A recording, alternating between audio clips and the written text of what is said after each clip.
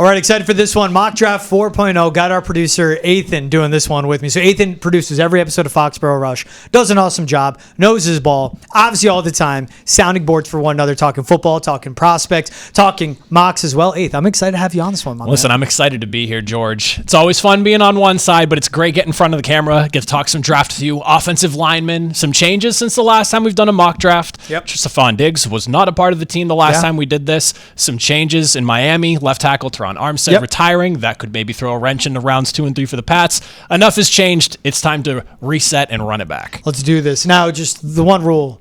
Don't yell at me now. You're on the show the same way you yell at me when you're in my ear. I might yell you. I can't. No promises about time. That's the one thing I do care about. All right, talking time. Let's get into it. So we'll start the draft. Travis Hunter 1, Shador 2, Abdul Carter 3.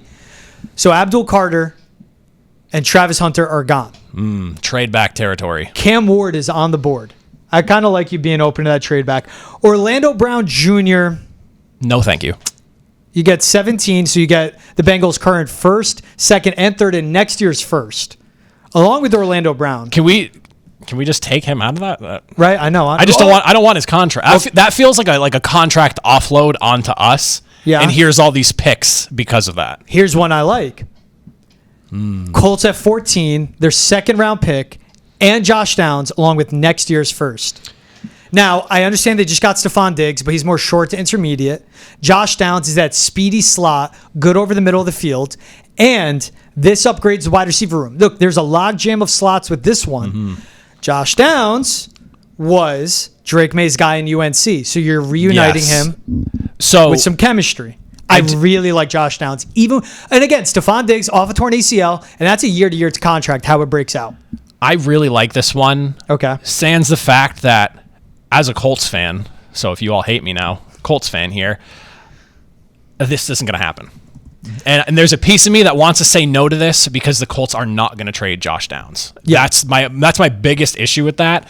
So I like it. For the Patriots, it doesn't seem realistic to me. Right. And that would be a Josh Downs, young receiver. This would be year 3 of him in the league. So it'd be absolute stud. Love the UNC Connect. Third round pick, right? I believe so. Yes, if I'm remembering correctly. Oh, all right. Thank gosh. I thought I hit accept. You guys are working with me now. This is the best part of the mocks, too. People see how much of a Momo I am. All right. So Vikings are straight up. You're going back to 24. Still in range to get a left tackle. Could be Josh Connerly. Could be Arante Ursary, which I don't love. You get their first, third, then next year's 1, 2, 3. I like this one. I think out of the 3 we've seen so far. Real quick, Cowboys, 12 and Tyler Smith. No. Okay. Here's my thing. If you're moving back to 24, I need a direct impact player. So 24 is far. Yeah, I understand that. This is where Ariante Ursary is for me. My hope is that he doesn't get picked by somebody, especially, again, Dolphins conversation that we were just talking about earlier. For me, though, if you can slip to 24 and you can take a tackle here, like an Ariante Ursary, who seems to be getting nothing but praises, is like the build for left tackle at 24, you could sell me on that. I understand that. Not having that extra second, that's where it gets me. I'd rather have their second this year than next year's. Because essentially you're getting a third and a fourth next year's draft. You're getting a first, second, and third next year. Right. So you're loading up. You're continuing to build. You think about it this way. We go 6, 7, maybe 8 wins at most here in New England. Then you're reloading even further next year to push yourself to 8, 9, 10, 11 wins with a draft class that includes 2 firsts, 2 seconds, 2 thirds. With the Bengals pick, you're still getting a starting level left tackle. Like if they were in on a Cam Robinson, they would be in on an Orlando Brown Jr., So understand that too. Okay. Career left tackle, played right tackle and left his first 3 years in the league. Was good. Just 29 years old. 6'8", 345. You need the help you can get. And for a season where he was in and out of their lineup, a bit banged up, and that team was hurting, throwing the ball a ton, awful defense, allowed just 20 pressures. But again, that was in less than 17 games played. You're in 17, you're teetering in that range of, that's where I could stomach taking a Ted McMillan. You're still in the range, you can maybe get a Tyler Warren. And then you have that extra second. With the 2 seconds, you can trade back into the first if you don't like what you get, and you could get a high-end prospect. Or in that second, that's when you go with defensive lineman and wide receiver in that. So I'm thinking, and Nate, I want to do this for our people.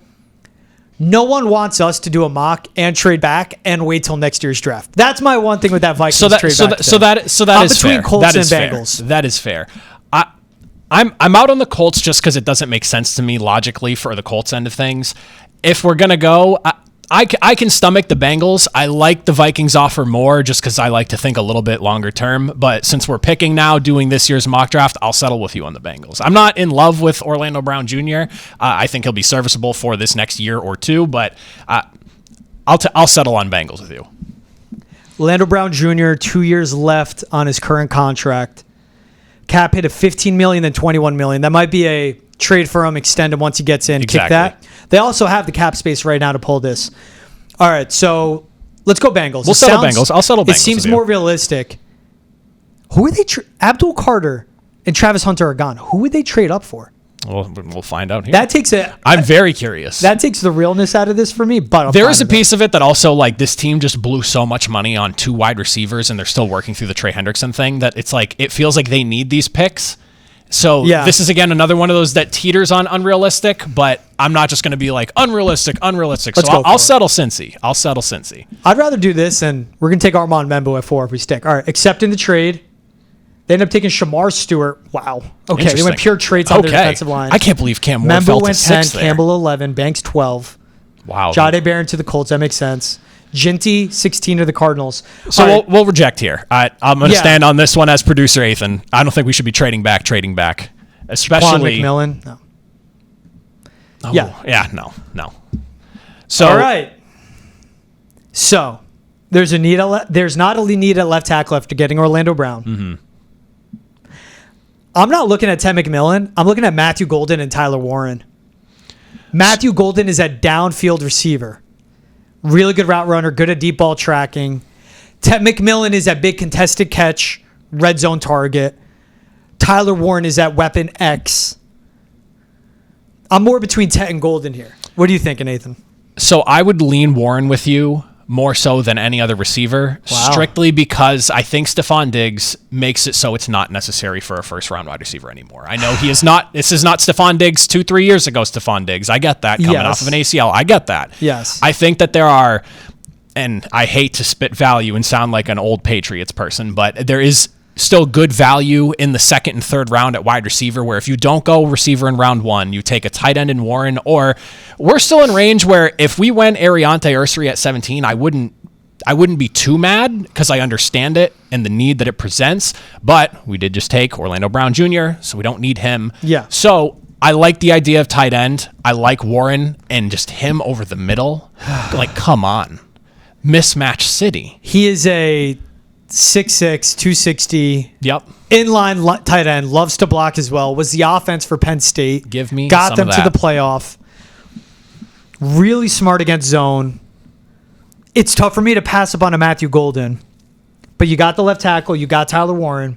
Matthew Golden's that good deep ball receiver. And I will pitch you my receiver in round 2. You're thinking of Jaden Higgins? No. All right. Somebody we've talked about before, but I don't think you are on board with, but I'll pitch him.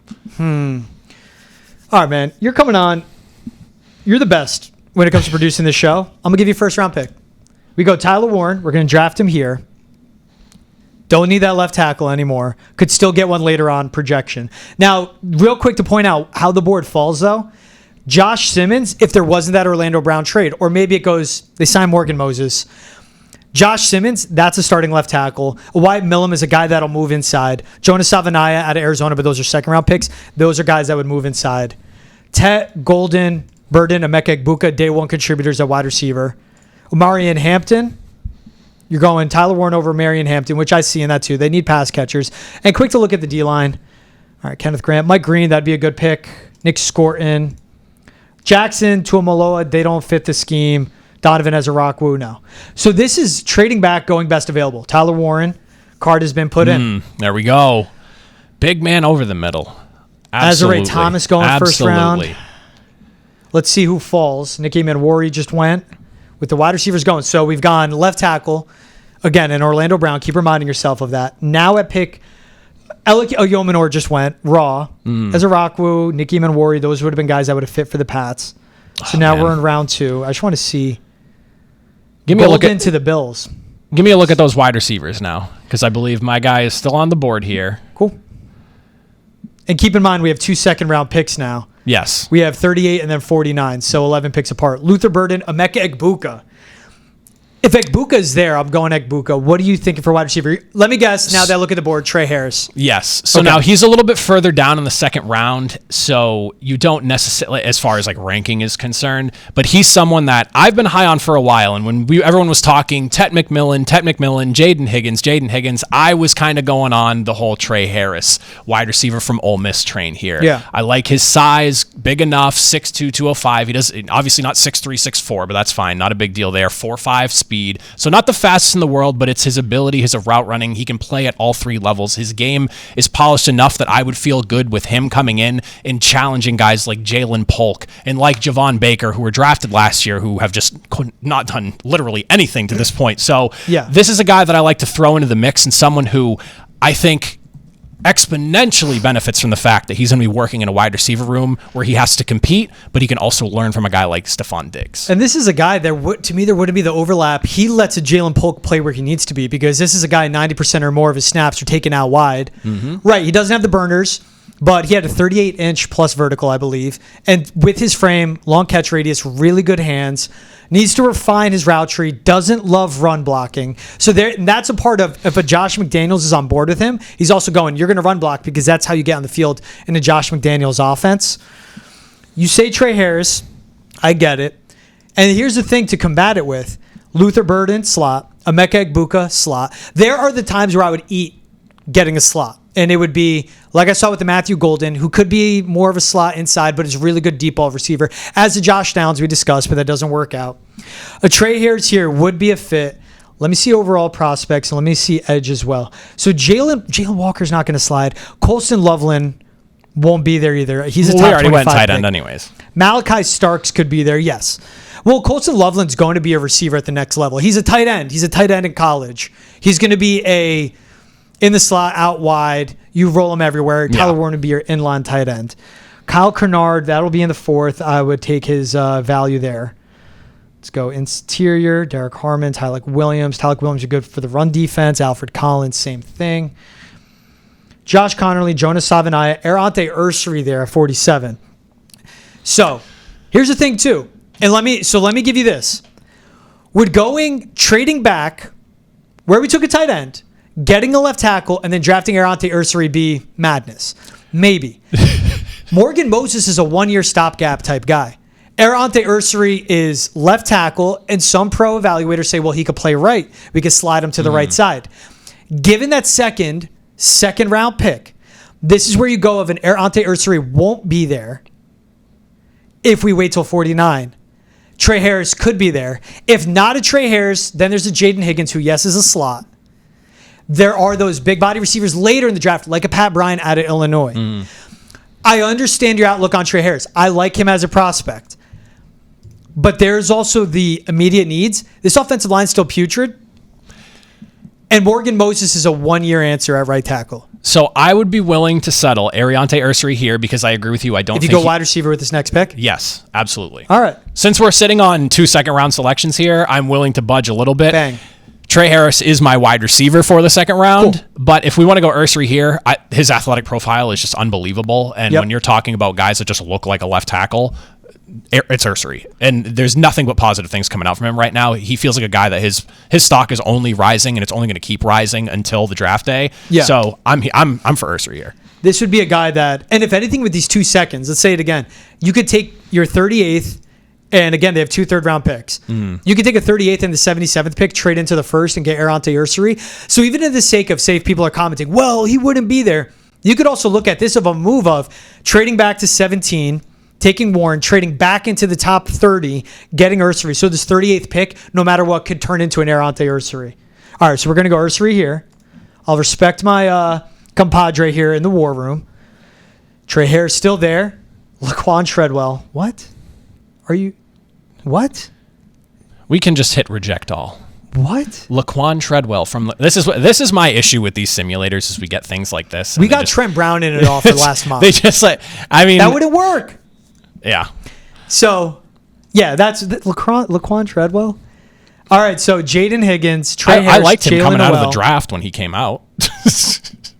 Everyone did, including the Vikings. That's about where that stops, though. But yeah, I'm all in. This is where I'm going, Trey Harris. If he's still here, if we've addressed offensive line now twice, technically through this draft now with the trade for Orlando Brown, that trade also, the more I sit on it, the more unrealistic it sounds. But now that we've settled on two O-linemen in this, I know we are. We're having O-line fun. Travis is going to hate this, but we're two O-linemen deep.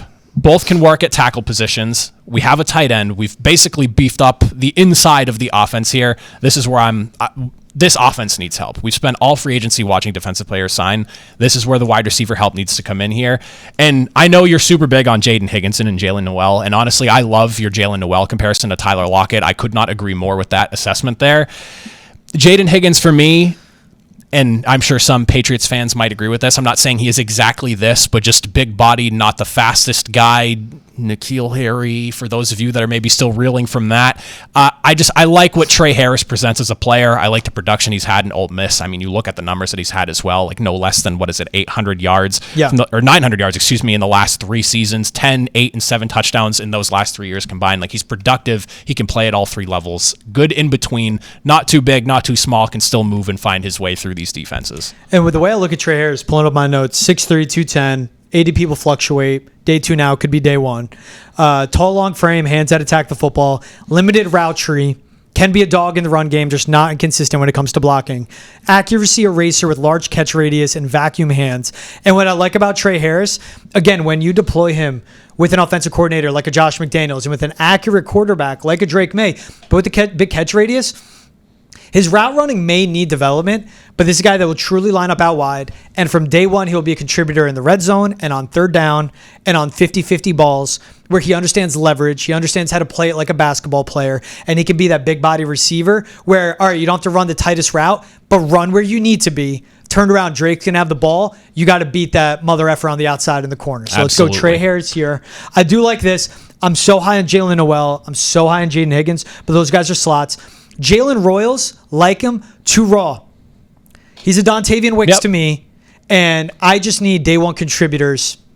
Absolutely. I need starters. I don't need Pro Bowlers right now, but I need guys that are going to contribute day 1 and develop into a starter year 2, year 3.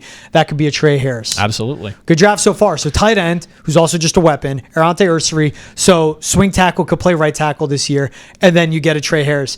All right, pick 69. Still on the wide receivers. Let's go all. See that? Bengals? No. They'll give us next year's 2nd and 4th. No. No, we're rejecting all here. Yeah, we're settled where we are. We're traded back. We're going to pick now.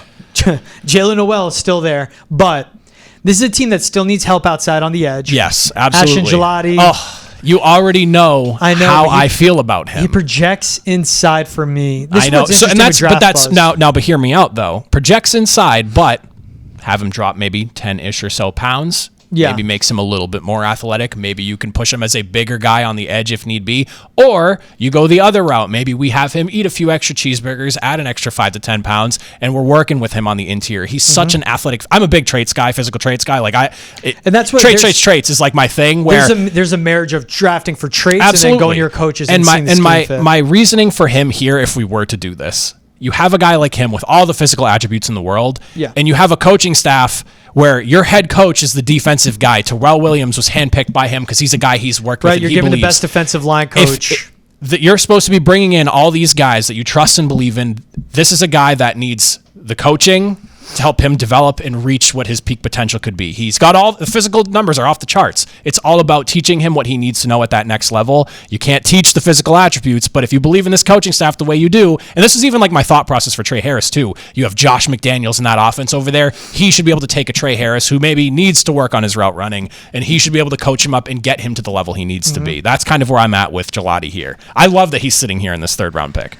Yeah, and he's a guy that's also been bulking up since he finished with Louisville. He was playing around 275. He's now up. I think he's gained 10, 15 pounds. So he's in the 290 range even. And this is a guy that can play on the edge. Again, can get pushed inside. And if you're going to be an interior wrecker or you have that scheme versatility, someone like Terrell Williams will covet him. And that's someone that gets their hands. All right, you bulked up. Hey, maybe slim back down. Let's get you to a good weight. but you can still be that wide 9 edge rusher. There's also the tough part is he is the tweener. Yes. Savion Jones out of LSU I take. Kaimon Rucker doesn't fit this scheme. So yeah, the other thought process I have too, when you think like value with Gelati, there is the unknown surrounding Barmore right now. Yes, he's supposed to be playing. He's supposed to be there. It sounds like he's going to be a participant and everything. He's been good. around, but in the back of your mind, what is your backup plan? What is your thought beyond if the worst case scenario does arise again? Again, I'm just thinking we're at all angles here. Yeah, that's kind of where I look at that with him. Yes, he's a tweener, but he's a guy that you can work with in a number of different ways, and he can be a backup plan or your first plan if need be, depending on kind of how things shake out with Barmore's situation too. Yeah, and this is a guy that was also very technically refined coming into just playing in his few years at Louisville. It's again I get on the tweener, but with the Terrell Williams and you pair him up with the defense. And when you go Warren, Ursery, Trey Harris, because I'm either edge, I'm going beef up the D-line, or I look at, okay. Who is like your gotta-have him edge right now? And with the guys that are on this board right now, if you had to... So my gotta-have-it guy, hold on, I don't want to break this laptop. Stuck on edge. Give me D-line. Give me all. Cool. We'll do that. You're not allowed to look at the D-line, George. Who's your edge rusher? That was the question. It would be, so if you talk in the idea of what about Christian Barmore? Yep. It's Darius Alexander. And I think that's more of a game wrecker. You know what you're going to get. Let me see edge really quick, though, because of a guy I talked about, he had to have been picked. Yeah. My guy out of South Carolina was definitely drafted. So if we need something that could potentially address one or the other, because we came into this talking edge. Yep. Your guy's D-tackle. My guy can be a tweener, one or the other. Kyle Kennard, he went round. Let's just settle on Gelati here because he can be either edge or D-tackle depending on what we need. And it sounds like he could be leaning towards D-tackle. I'm leaning. You get him in wherever he fits, and it sounds like Barmore being around the team, like all good stuff. Players have returned from it. Absolutely. We'll go Ashton Gelati here. We'll get a guy that's technical and can develop you. Put him around coaches. If he's already technically refined, he could be a guy. He could be like a next Harold Landry in a way too, and maybe have him slim back down. So we'll go Gelati. I'm gonna look secondary now. Makuba is gonna be gone by picks. Well, actually, no. Reject all. Reject. The clock is ticking on us here. I'm going Andrew Makuba. I'm going with the bona fide free safety, what they need. It's a guy that allows your two cornerbacks that you have now. And I think they still go out and draft a corner later. But Makuba from this Texas defense, which is very complex. Yes, playing with a really good defensive line in front of him. But he was doing so much for that team in Austin that, again, was so successful.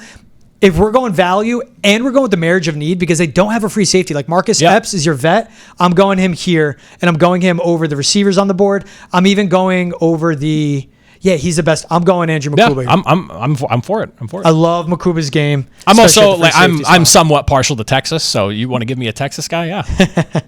So next pick, all right away in 81, and that's what we get with getting that extra third for a team that had 2/3 coming into it. Got that extra third, which was in the trade back, of course, while getting a left tackle. So what a trade that was. Oh, sorry. Cool.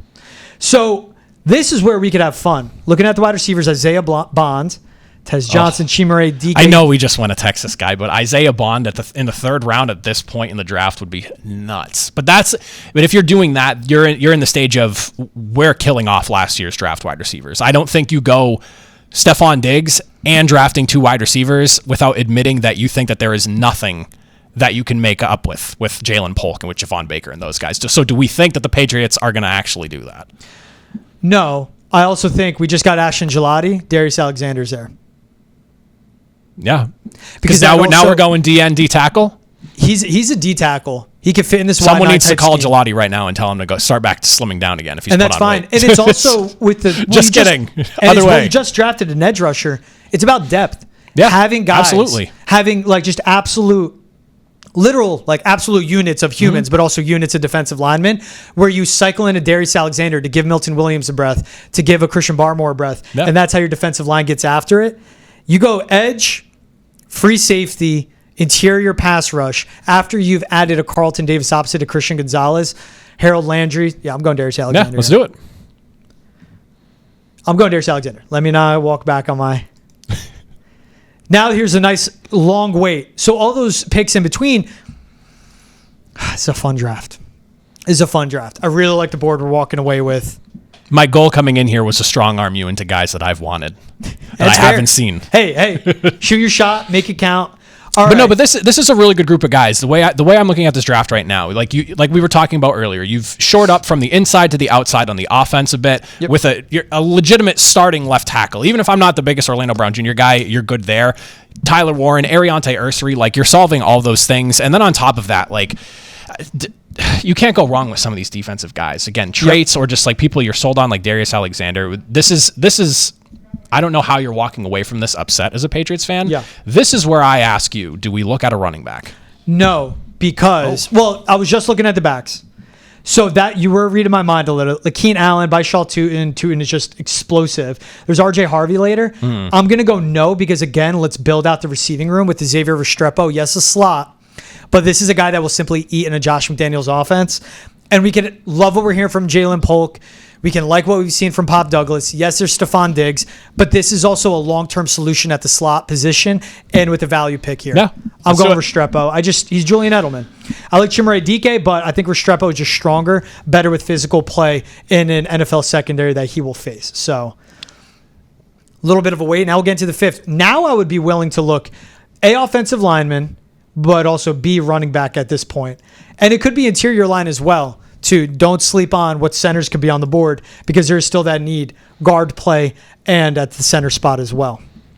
Holland Pierce is a Haas. This is where I would not be opposed to a running back if Booton's there. Logan Brown tackle, Seth McLaughlin injured, Chase Lunt, very athletic tackle, Jonah Monheim, very versatile. Connor Colby, if you don't go now, all those guys will be gone. So the one that grabs my eye is a Chase Lunt, undersized wingspan, really athletic, good in his zone scheme. But if we were to go, say, running back, like Keenan Allen, good pass catching back. Yeah, I was going to say, so is RJ Harvey. Bashal Tootin. You don't want to have fun with a back like him and his athletic profile? Jadon Blue's a home run hitting running back, more than pass catching on the ground. All right, I am a Texas guy now, so you don't have to twist my arm too much on that one. I would be fine with either or. Tootin. Oh. I'm just going all. Oh, sorry. I was like, wait a minute. What did someone just draft him? Between. Okay. Yeah, I mean, I'd be good with the Blue or Tootin, to be honest with you. Either or. If we wanted to go running back, if you want to go interior on the O-line, that's fine too. Clock is ticking, so we do have to make a pick here, though. Baishal Tootin could fit in like a James White type role. That's kind of where my head is at with him. Yeah. Let's. Jadon Blue's that home run hitter. Let's go Tootin, freak tester. Everything he did blew everyone away with the numbers. This is where I'm already a traits guy, and the further down we get into the draft, I'm just like traits. These are the guys that need to be coached. If your coaching staff is as good as you believe, and you're paying them the money to be as good as you believe, these are the guys where you're bringing them in, and you need to coach them up. Now I'm going to look offensive line. Absolutely. Because especially Connor Colby at Iowa, if he falls, I'm taking him. Nope, gone. The guy, he's played everywhere. For 2-2, 10-yard split, a 1.49. That is 94th percentile of testers for the running back position. Good pass catching, really massive broad, I think 130 inches, so explosive. And again, if he fits in the scheme like that, that's what you take. 3 seventh-round picks left. Went with a running back. We went with wide receivers. Let's see secondary. Jordan Hancock, always let guys out of the Ohio State secondary as the safety spot. Bring me back to O-lineman. We need an O-lineman here. Go with the depth pick. Hayden Conner. Hayden Conner is, he's a good pass protecting offensive lineman. I'm going to go Hayden Conner right away. There's another couple guys later in the draft in like round 7. Goodbye, Bengals. We already took your offensive tackle. Sorry, I'm scrolling. So we went with interior on that pick. Donovan Edwards, complimentary back to what a Tootin can be, but again, kind of similar with their overall usage. Don't like the tight ends left. Let's see edge again. Stone Handy, all-time name. And then off-ball linebacker could be seen. Oh, Cam Horsley. Let's go Cam Horsley out of BC. He could fit this scheme. Again, that's building depth. There's a familiarity there, too. Need an off-ball linebacker. 1 pick left. Off-ball linebacker. But again, with Jack Gibbons, like they're fine there in the youth department. Yeah. Dante Trader, not bad. Jabbar Muhammad's an okay corner. These guys are 7th round picks for a reason. Let's go receiver one more time. Tight end. Brandon Cutie. Let me see the O-line one more time. Yep. Jalen Travis, Drew Kendall. You know what? We're going crazy with the BC picks, but this also makes sense. And I think in the reality of it, like this is where he's going to be picked, and he's more realistic to end up with the Patriots and an Ozzie Trapello. Well, I think after the complete Patriots show out that we saw at the BC Pro Day, something along this lines of, I wouldn't be shocked if we see a BC guy or two end up in New England. So if this is one of those boxes we're going to check, yep, you got me. Shot the shot. So Drew Kendall. So the draft went Tyler Warren, trading back to 17, getting Orlando Brown and an extra 2nd and a 3rd. Close this.